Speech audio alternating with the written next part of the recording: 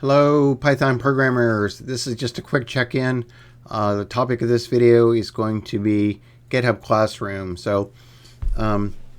And also, you know what? The due dates were unintentionally accelerated. The due dates are supposed to be for submitting all your code to GitHub and doing the reflection are supposed to be at the end of the module, not at the end of the week. So I apologize. That one is totally on me. But if you did that, most of the students did. They met that deadline. I should give you bonus points, right, for that. But anyway, this is how GitHub Classroom looks to me. So it's really important when you are linked. I can see all of your commits. I'll just use Carlos as an example here. So he's got 2 commits. That's fine.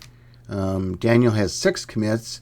6 commits is good. The more commits, the better. It shows me that you are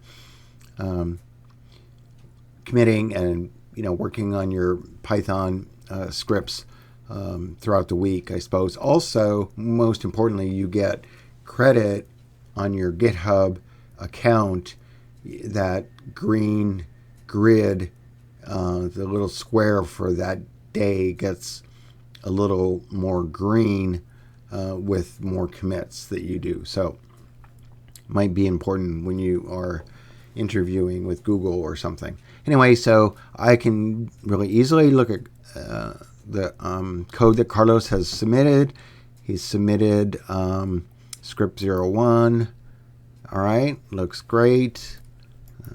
It's fine. Test 01. He even submitted it 3 days ago. So, yep, perfect.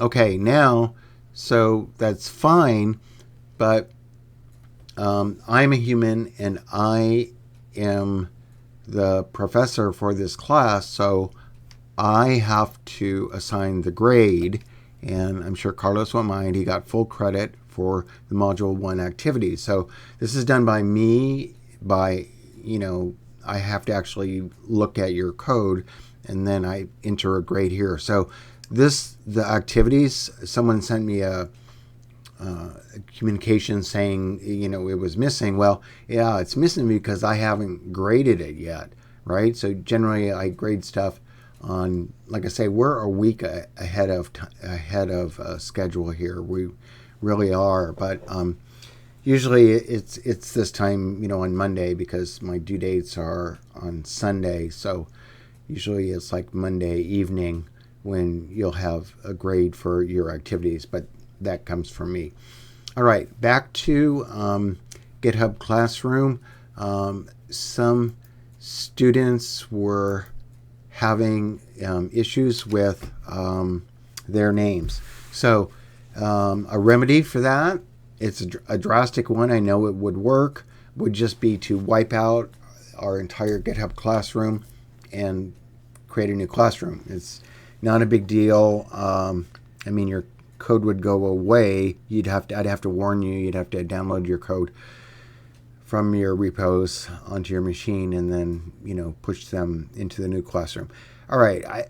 So that's a little too drastic. What I'm going to do, if you have any issues at all with GitHub Classroom connection, tell me on Canvas, right? Tell me on Canvas inbox, and I will add you as a student in the classroom. Let's try that this week. So I'll send out an announcement also, but I'm going to add James, Birch, Lewis, and William. I'm going to add their names that they gave me, and then they can click on their name and get connected to their remote repo. Once you have that connection, it's really, really easy. All you do is sign in with your GitHub account, and when your GitHub account is linked to GitHub Classroom, it's that way for the rest of the semester. So anyway, that's what I'm going to do, and I'm going to end this video. My welcome video was way too long. I get that. I only had 2 students watch the entire 34-minute video. Hey, if I was you, I wouldn't be listening to me for 32 minutes either. So that's okay. But this video is 5 minutes, and it was about GitHub Classroom. I still have a week to get GitHub Classroom totally dialed down and working properly. So do not stress. You guys are doing great, and that will conclude this short check-in video.